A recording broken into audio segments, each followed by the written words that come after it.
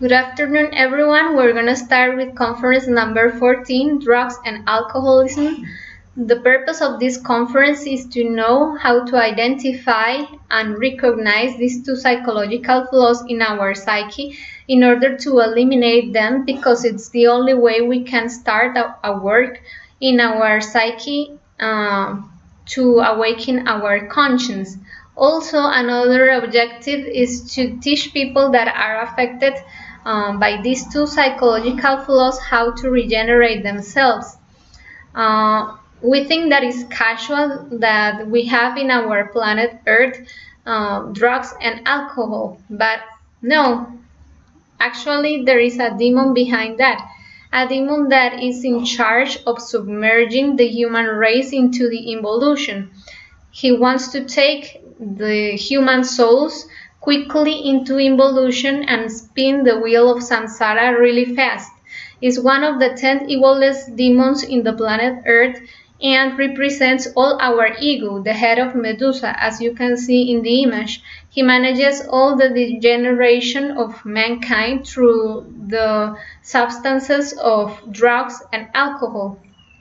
Actually, he has won the contest of being one of the smartest demons because he has obtained the wisdom of evil of those substances and known how they operate the human psyche in order to consume the human race into involution the fastest. So we gotta know how to liberate ourselves from this demon. And well, we're gonna know what the slogans of this demon are. I am the owner of the planet. As you can see, these drugs and alcohol practices are really accepted in society. Alcohol is really socially accepted nowadays. No one sees it as something that bad. Even in parties, in social meetings, it is present there. It is the thief of solar atoms.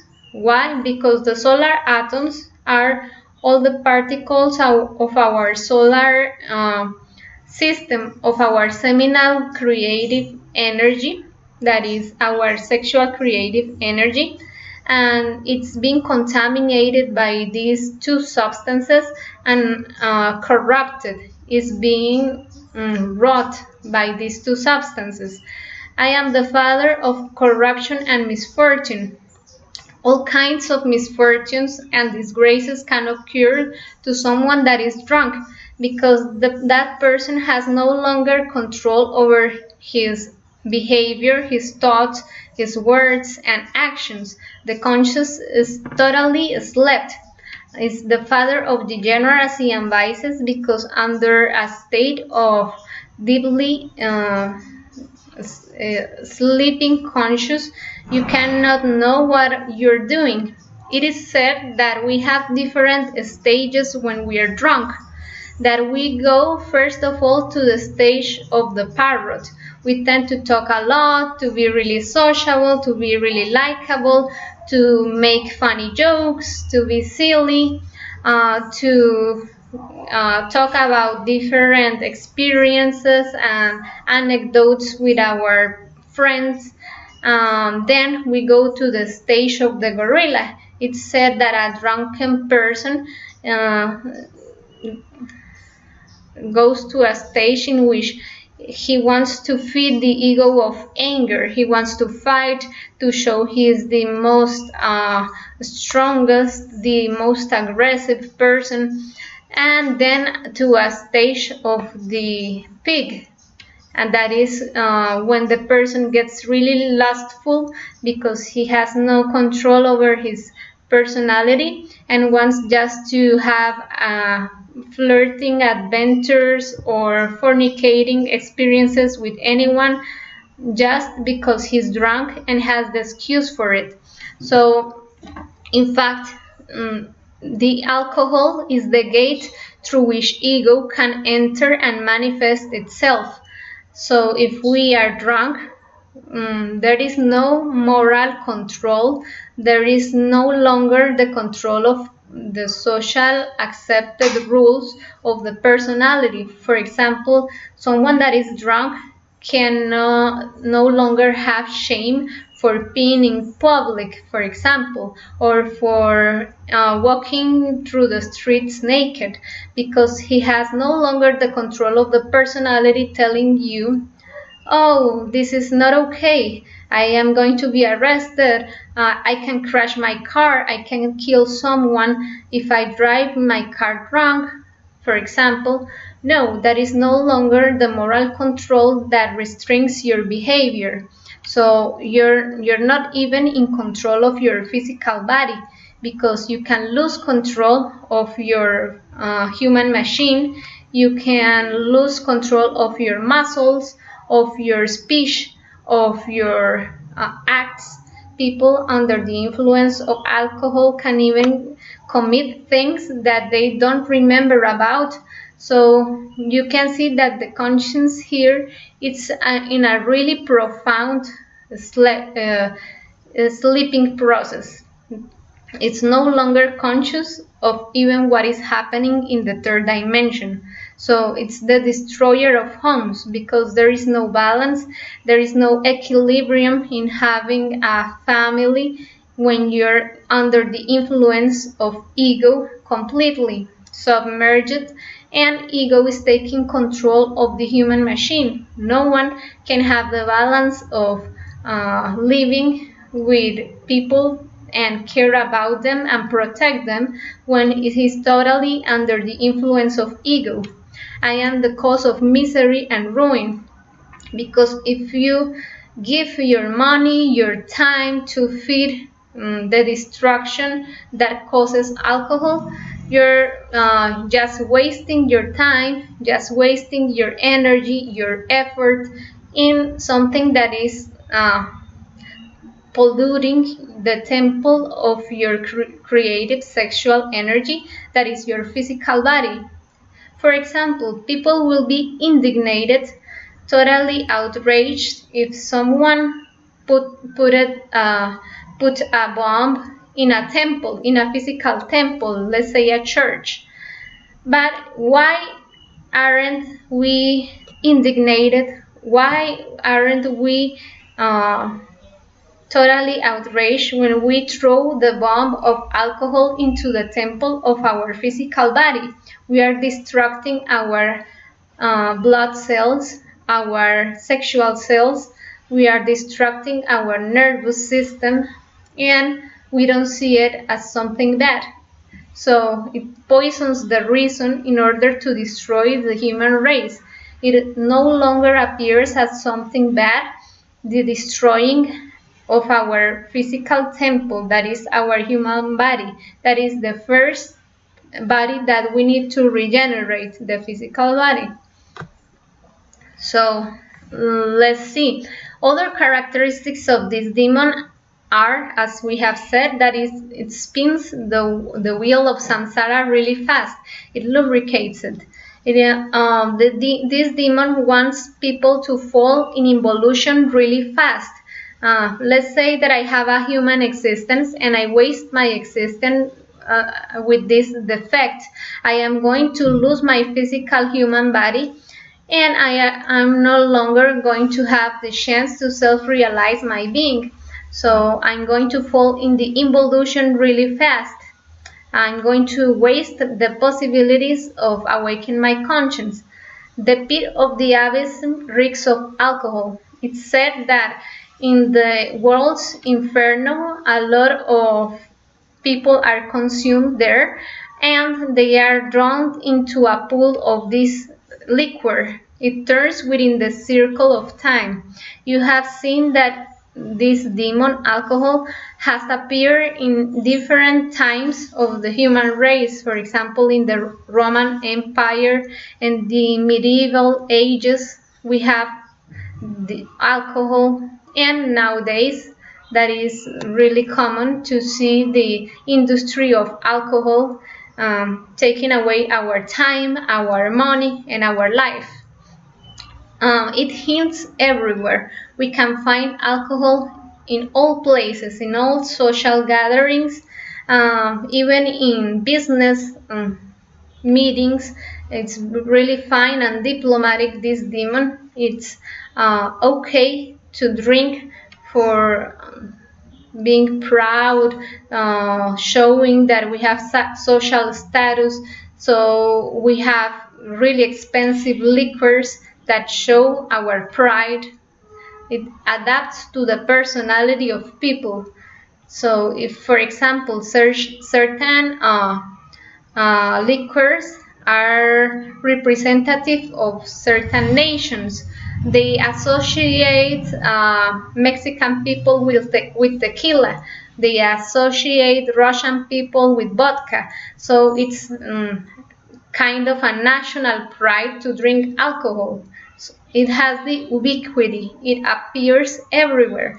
So we can see it at a party, at a social gathering, at an event of the place in which we work at. It's really accepted in all the moments and all the social events of our human degenerated society. So his kingdom is the infernal world, but right now he's in the planet Earth and his slaves are humans. The opposite of Dionysian drunkenness is being drunk with alcohol. Dionysian drunkenness is the superior vibration of your awakened conscience. But if you have your conscience totally intoxicated by this alcohol demon, you are going to be vibrating by the subjective powers of the Konda buffer organ. The Konda buffer organ is the serpent of Satan, that is a tail that connects us with the infernal worlds of the planet. So it takes your human body into the abyss, and that's the purpose of this demon, ruining your existence, just feeding himself of your energy and taking you to the abyss really fast. The consequences are that it affects your blood cells, your sexual cells, it destroys your tissues, your nerves, replacing them by cartilage. Eventually, it causes hereditary defects in your kids. It ends up with the possibility of being, because you can no longer create the superior existential bodies of your being if your sexual creative energy is totally rotted.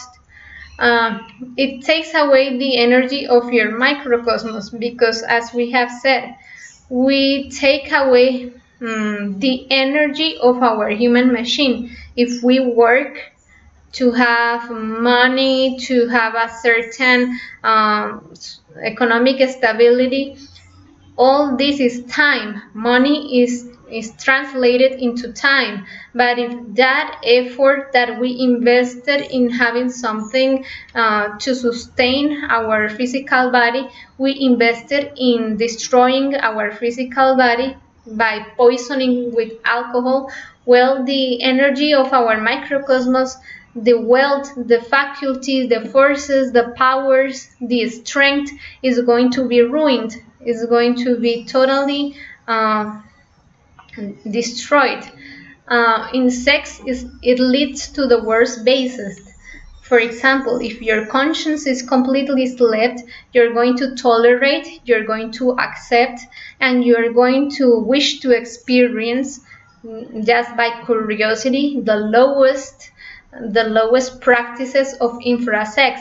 For example, just feeding your egos of lust, of perversity, of masturbation, of homosexualism, lesbianism, and just changing the energetical polarity that characterizes your sex. For example, if you're a male, you're no longer going to accept your condition, and if you're a female, neither of that too. It prevents to achieve the scientific chastity. We are no longer going to be conscious of saving our creative sexual energy, our mental energy, our emotional energy, our instinctive energy, that energy that allows us to awaken our serpent kundalini and create the vehicles to experience the superior dimensions, is no longer going to be possible, because we are going to have no energy, because we fed with that energy all the legion of defects that we have in our 7 causal egos. It revives the dead egos, because it's the gate through which all the ego enters and feeds itself, and it increases weakness. Just see how you end up after drinking. You end up completely destroyed. You have no energy. You end up lazy, with your body totally intoxicated, with a really bad headache. You have your body completely ruined. So it's evident, though we don't want to see it. Well, it's known for all tyrants, to all dictators in this planet, that drunken people are easily manipulated than sober people. So for all corrupted governance in this planet, it is easily to have drunken people that sober people, because they can manipulate them, they can have economical profit from them. It prevents the concentration. If you are drunken, you are going to have one thought, then another thought, then another sensation, then another desire, and you cannot center your conscience in the action, in the present, in living the instant, in concentrating in the intuition that will allow you to hear the voice of your being. It stimulates fantasy, because you can no longer connect with your brain with your mind. They are completely disconnected. It develops irresponsibility, because if you are drunk, you can blame alcohol for all your mistakes. Oh, I left the oven open and all the gas was coming out. Oh, it was because I was drunk. And you blame all your psychological flaws in the excuse of being drunken. It kills the religious principles, because religious principles tend to connect you with your spirituality. And if you are completely under the force of ego, you are materialistic, you are possessed by the 7 causal egos, by anger, by lust, by pride, by envy, by all kinds of flaws that you have inside your psyche. Well, there is no connection with your being, with the wisdom, with the love and justice of your being. So there are no religious. The word religious comes from religare means connection, and there is no spiritual connection when you're drunk. It weakens the psychic freedom. Whatever people do, you want to imitate them. If someone punches another person, makes fun of another person, well, is aggressive to someone, and you are drunk, you can imitate what he's doing and start a fight.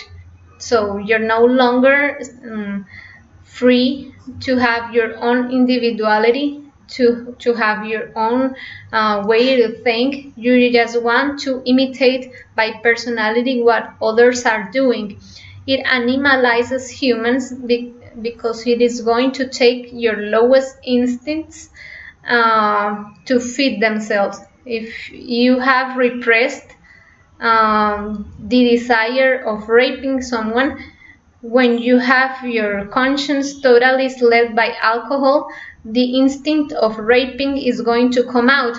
That's why it influences on crimes, because the person has no longer the personality to control the behavior. And so if you have a repressed psychological flow, it's now going to freely manifest itself and freely feeds on the criminal behavior that you are repressing.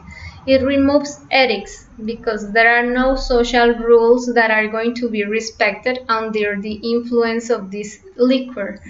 It carries you from pleasure to pain because you're going to want to feed instinctively the pleasure that it caused, and you're going to want to experience and repeat the experience once and over again.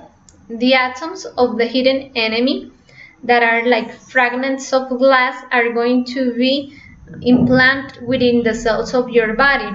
You're going to lose the connection between your brain and your mind. As I said, you're no longer going to be in control of your actions, and your conscience is going to be more and more asleep with time. So the hidden enemy, that is an atom that is found in your coccyx bone, that is the atom of the Antichrist, of the ego that all ties all the 7 causal egos together, is going to make you lose the spiritual desire, the spiritual hope, the spiritual fire to awaken your conscience.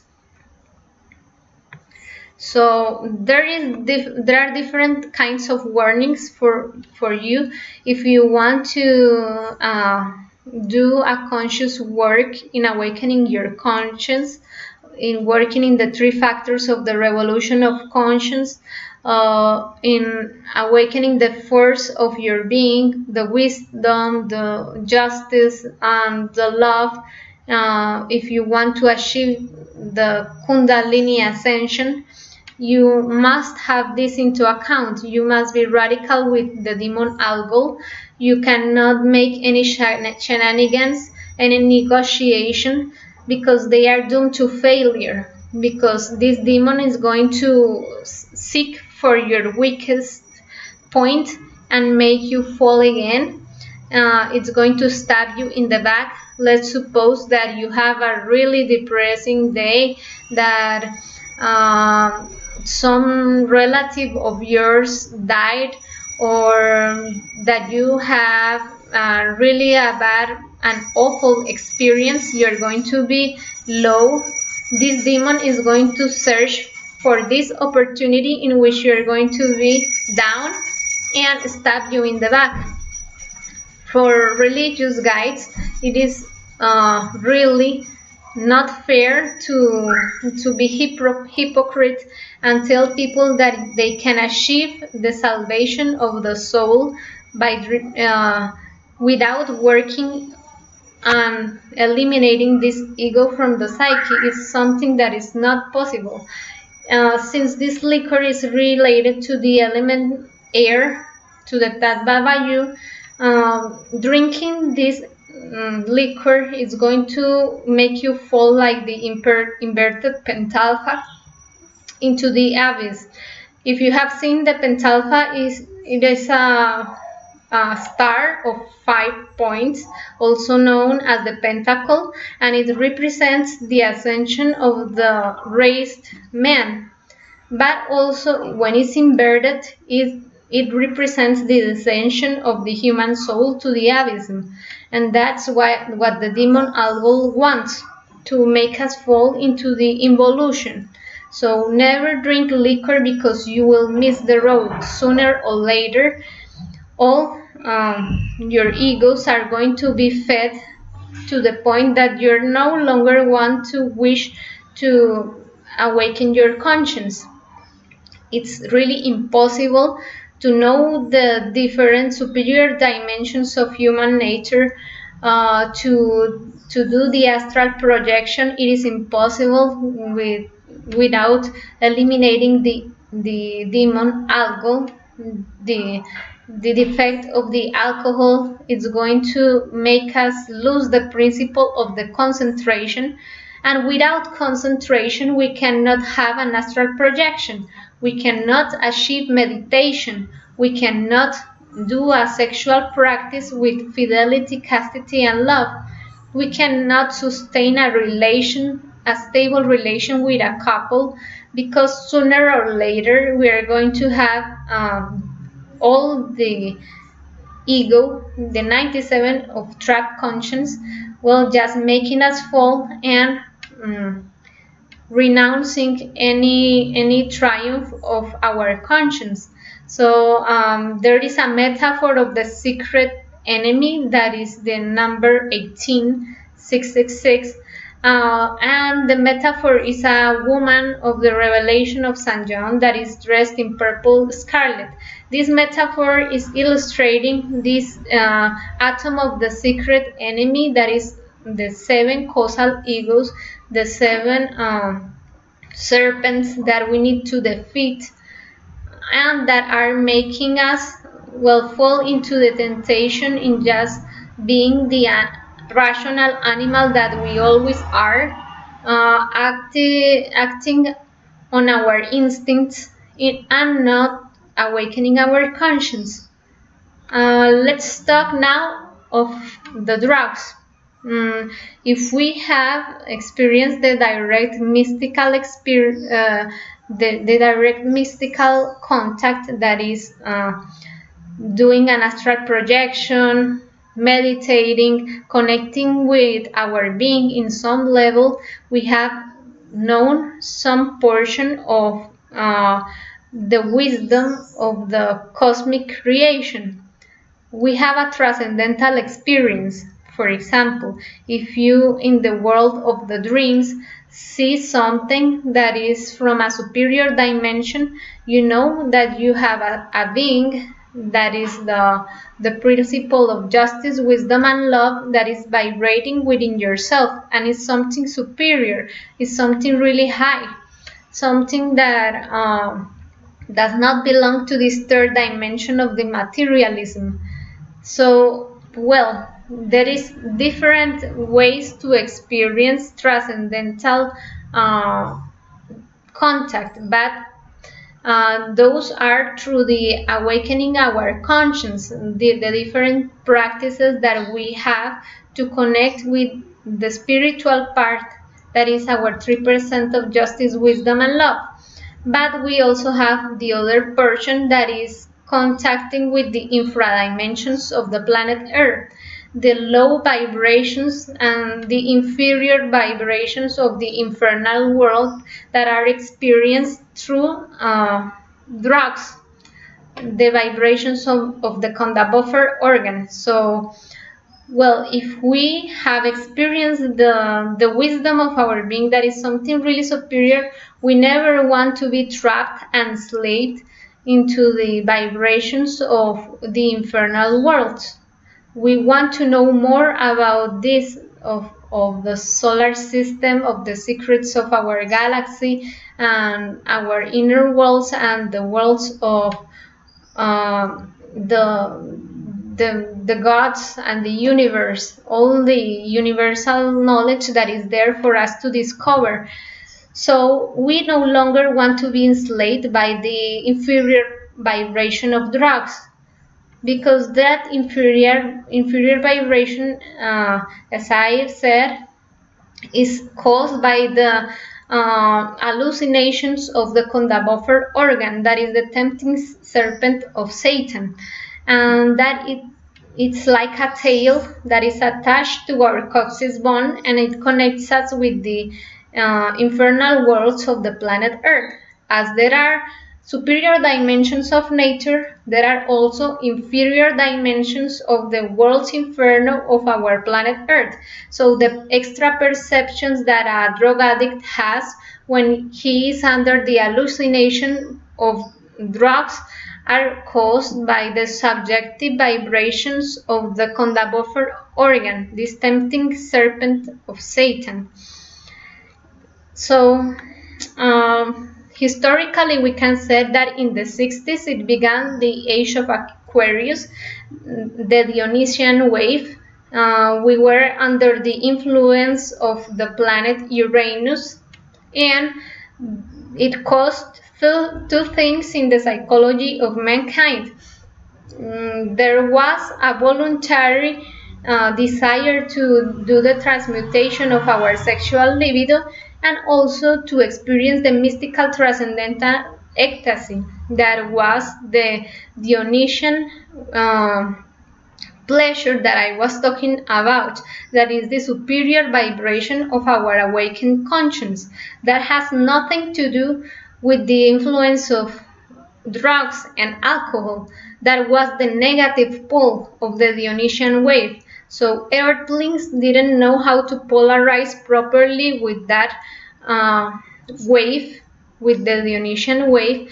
In the positive side of the Dionysian wave was the transmutation of the semen, the objective knowledge, the transcendental music of classic masters, and in the negative pole there was the infrasexualism, drugs, degeneration, drug abuse, all the substances there were to sleep our conscience and to experience the subjective powers of the vibration of our conda buffer organ. And of course, most of people in mankind polarize to the Dionysian negative pole. So the consequences that we have when we are trapped under the influence of drugs are, well, that also, like alcohol, it damages our sexual creative energy. It destroys our cells, not only our sexual cells, but also our blood cells, our neurological part, it destroys it, our vital body, that is the energy that gives the vital part to the physical body. It is going to be lost, is going to fade. We are going to end up like a corpse, because we're going to lose the connection between our vitality and our physical part. So we are going to end up like an empty shell. Our physical body is going to be perceived as an empty shell. You're going to be totally under a paralysis of your speech, because you're no longer going to be able to connect your mental part to your physical body. The mental body is going to be cracked and breaked. The essence is going to be totally asleep in the causal body. Oh, and I forgot, in the astral body, all your desire and pleasure of that instinctive part, that is your animal ego, is going to be in a great feast, is going to be feeding without restraints. So drugs annihilate very low frequency brain activity that allows concentration. These alpha rays, that are the frequency of your brain that is going to allow you to meditate, to obtain an astral projection, is going to be totally ruined. Alpha rays are going to be annihilated. So let's see, how can you eliminate those defects that enslave your soul, that are going to conduce you into the involution and into wasting one of the 108 human existences that you have in order to self-realize your being? If a person is interested in a change, you have to be interested, because if you're not interested in changing, well, you're going to keep feeding those psychological flaws and keep saying it's okay, it's not going to happen anything, it's my way to be, accept me this way. So if you're interested to transform and transcend those psychological flaws, you need to first self-observe your inner world. all your psychological desires, all your emotions through towards alcohol and drugs. For example, that when I am really sad, I want to go to a party and get drunk. That, for example, when I have an argue with my boyfriend, I want to go and use drugs in order to forget about it, in order to evade reality. So that are the events. I'm going to meditate and recognize those events and reflect on them in order to eliminate them. So I'm going to beg the Divine Mother Kundalini to eliminate them. Divine Mother, eliminate me this ego that wants to evade reality, evade an argument with my couple by getting drunk, by using drugs. So eliminate me this desire, eliminate me this emotion, and I'm going to keep begging my Divine Mother in order to eliminate them. I'm going to also reflect on the intellectual justifications that I have towards the using of alcohol and drugs. Oh, it's okay because everyone does it, because I'm at a meeting and people are doing it, so I need to be accepted by them. I cannot be rude. So the ego of courtesy, that I want to be likable by everyone. Divine Mother, eliminate me this ego that wants to be accepted, and I'm going to transcend it and get over those mental justifications that keep me trapped feeding that flow. And each of the acts of the bad will is when you already know how this ego controls you, but you just don't care. You just say, oh, whatever, I'm going to drink a beer. So you're letting the force of your ego feed on your energy, and you are just neglecting your conscience. So Divine Mother, eliminate me this bad will that wants to do what the ego says, and you're going to transcend it. So for each discoveries that you do in the process of meditation, in the process of self-reflection of your being, you're going to ask your Divine Mother to eliminate that from your psyche. Some of these defects, we have no control over them because they are really heavy. We have been feeding them for so many years that they have so much power. So in this case, we can do a practice of business with the law and commit ourselves to do something conscious in order for the divine justice to imprison that psychological flaw, not to let it manifest in the third dimension. He's going to be like in a jail. This ego of alcohol or drugs, if it's really heavy, the objective justice can imprison it while we understand it and while we have the force to fight against it. We can pay the karma of these defects with sacrifice for humanity.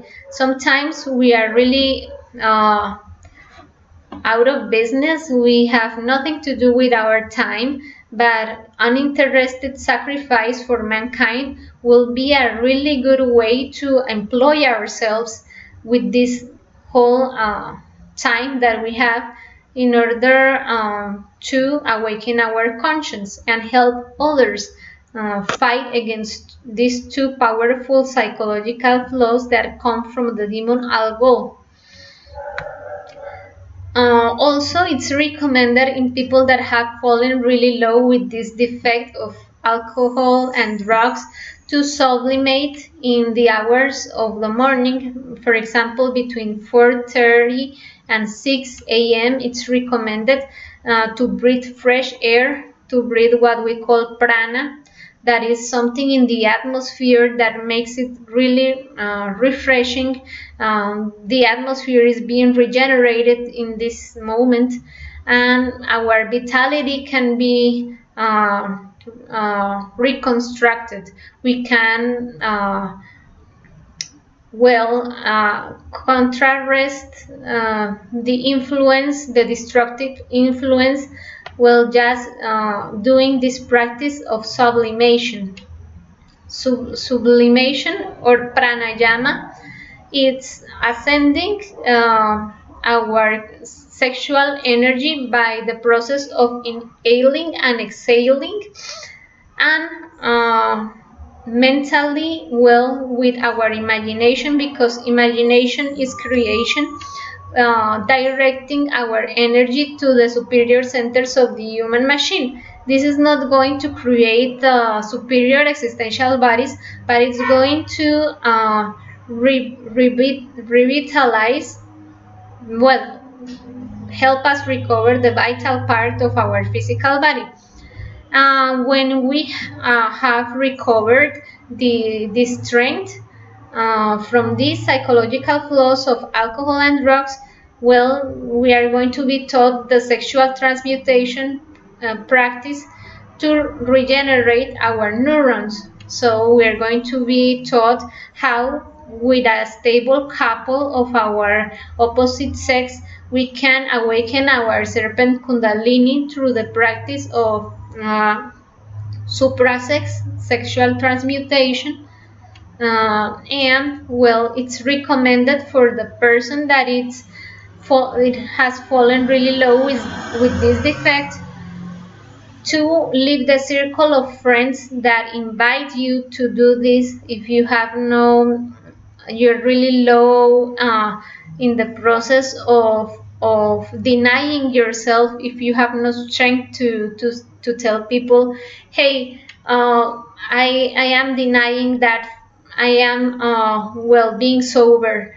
If you have no psychological strength to resist that social pressure, it's better for you to leave the circle of friends that convince you and invite you and persuade you and almost like oblige you to feed those psychological flaws. So you better stay away from them if you want to leave these psychological flaws. So to accelerate the process of death of these egos, it's important to ask yourself these questions in meditation. How many damages have I done to my physical body? Oh, that there was a moment in which I completely lost my conscience. I don't remember anything that happened that night. So there was a disconnection with my mental part. Oh, so I'm going to remember all the damages that I did to my physical body. How far did drugs and alcoholism take us? Oh, there was a moment in which I committed adultery with a person I didn't know because I was so drunk that, and I'm going to recognize all the events that I committed with this psychological flaw and eliminate them. Beg the Divine Mother to eliminate them. That is meditation, trascendental meditation. All the poor relationships that it caused with our family, our husband, our children, our parents, our friends, all unconscious things that we did to them under the influence of those substances. We are going to remember them and eliminate them in order to transcend and to take away the energy that we have invested in all our life to these psychological flaws. The poor relationships that originated with our being that is this divinity inside of ourselves, the amount of conflicts that it caused in this existence. All those things, we're going to reflect on them through this process of meditation in order to eliminate those two psychological flaws. They are going to impede that we obtain the sacred individuality merging with our being. So it's urgent that we eliminate them in order to awaken our conscience.